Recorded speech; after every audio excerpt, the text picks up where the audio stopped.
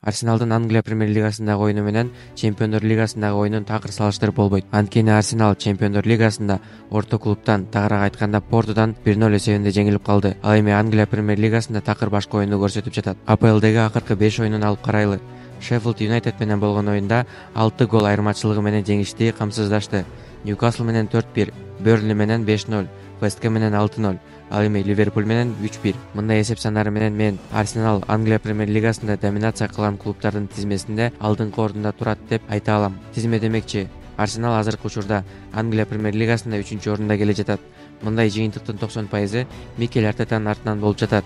Микель Артета өзүнүн карьерасын Арсеналдан жыйынтыктаган жана ал клубда ойноп жүрүп Арсен Венгердин кеңештеринен алып оюн жүргүзгөнгө жетишкен. Артета 2011-жылдын 31-августунда Лондондун Арсеналына өтүп, трансфер баасы 10 миллион фунт стерлингди түзгөн. Анын трансфери боюнча сүйлөшүүлөр аябай кыйын болгон.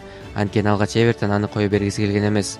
Андан кийин оюнчунун агенти бир топ жогорку майына талап кылган. Бирок Артета жеке өзү Эвертондун жетекчилигине аны замбирекчилерге сатууну суранган жана андан кийин анын жумасына 90 000 фунт стерлинг болгон баштапкы маянасы 20 000 фунт стерлингге кыскартууга макул болгон. 2012-жылдын 8-апрелинде Артета Манчестер Сити менен болгон беттештин 87-мүнөтүндө 30 метрден сокку узатып, матчты тең чыгуу менен аяктаткан. Англия чемпионатынын 34-турунда Уиган Атлетикке каршы беттеште Артета жаракат алып, сезонду эрте бүтүрүүгө аргасыз болгон. Жалпысынан 2011-12 сезондо Артета премьер лиганын 29 беттешине жана Чемпиондор лиганын 6 беттешине оюн алып барган. 2012-13 сезондо Артета Робин ван Перси сатылгандан кийин Арсеналдын экинчи капитаны болгон. Ошол эле сезондо Робин ван Перси сатылгандан кийин Артета команданын толук убакыттагы пенальти аткаруучусу болуп калган.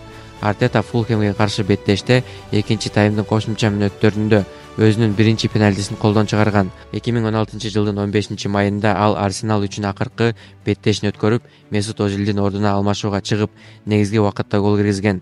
Ал эми 16-майда ал футболчу катары карьерасын аяктаганын жарыялаган. Машыктыруучулук карьерасы. 2016-жылдын 3-июлунда Артета Гвардиоланын Манчестер Ситидеги машыктыруучу штабына кошулары белгилүү болгон. Ошол эле учурда лондондук Тоттенхемдагы оюнчуга ушундай сунуш киргизген. Арсенал 2019-жылдын 19-декабрында Микель Артета лондондук Арсеналды жетектеген. Келишим 3,5 жылга түзүлгөн. Артета Арсеналдын турнирдик позициясын олуттуу жакшырта алган эмес. Команда 10-орундан 8-орунга гана көтөрүлө алган. Бул анын 25 жылдагы эң начар натыйжасы болуп калган. Ага карабастан Артета Челсини финалда жеңип, Англия кубогунда команданы жеңишке жеткирген. Артета ошондой эле Англиянын суперкубогун жеңип, Ливерпулду пенальтилер сериясында утуп алган. Арсенал кийинки сезонду дагы 8-орунда бүтүргөн жана алгачкы этаптарда кубоктук турнирлерден чыгып калган. Тактап айтканда 2021-жылдын 23-январында Англия кубогунун 4-турунда Арсенал Саутгемптонго 0-1 эсебинде утулуп, чемпиондук титулун коргой албай турнирди таштап кеткен. Артетанын командасы сезонду Европа лигасында жеңиш менен көркүнө чыгара алган. Бирок жарым финалда алар турнирдин жеңүүчүсү Вильярреалга утулуп калышкан. Арсеналдын оюну клуб 25 жылдан бери биринчи жолу европалык мелдештерге катышууга жолдомо ала албай калганына алып келген. Ийгиликтин сыры эмнеде? Оюнчунун өнүктүрүү Артетанын супер күчү, жаштар менен бирге ийгиликтерге жетишип жатканы бекерден эмес. 13 жашында Артета абдан бактылуу болгон. Ла Масияда аны Иньеста, Пуйол, Валдес жана Пепе Рейна менен бир бөлмөгө жайгаштырышкан. Бул жөнүндө Артета өзү мындай деген: "Мен Иньестаны карап туруп, анын келечеги чоң футболчу экенин түшүндүм.